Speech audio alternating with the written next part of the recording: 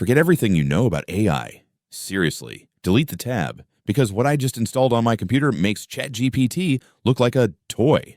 Now, if you try to Google this, you might get confused. You'll see names like Clawdbot or Moltbot. Stop. Ignore them. It got hit with trademark drama twice. First, it was Clawdbot. Lawyers called. Then it was Moltbot. Lawyers called again. It's the classic story of a solo developer fighting the giants. So let me save you the headache. It is all the same code, but the final unbannable survivor name is OpenClaw.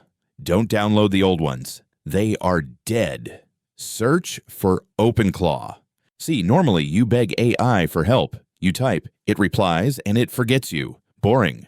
But OpenClaw, it's alive. It watches your screen. It reads your files. It has the keys to your entire digital life. It's not a chatbot.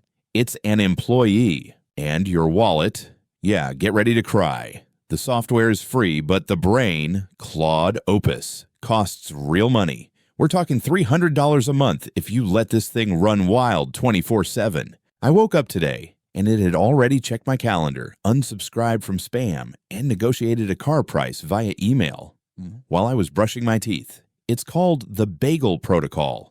It detects when I wake up and starts working before I even touch the mouse. It's actually writing code, pushing it to GitHub, and managing my Spotify playlist at the same time. It solves the last mile problem. It doesn't just tell you what to do. It clicks the buttons for you. You are giving an AI full read-write access to your file system. If you leave a port open, hackers don't just steal your password. They steal your agent. They could wipe your hard drive in seconds.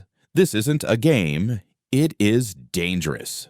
So here's the truth. If you're a normal user, run away. Stick to ChatGPT. But if you want to see the future before everyone else, welcome to God mode. Just don't say I didn't warn you.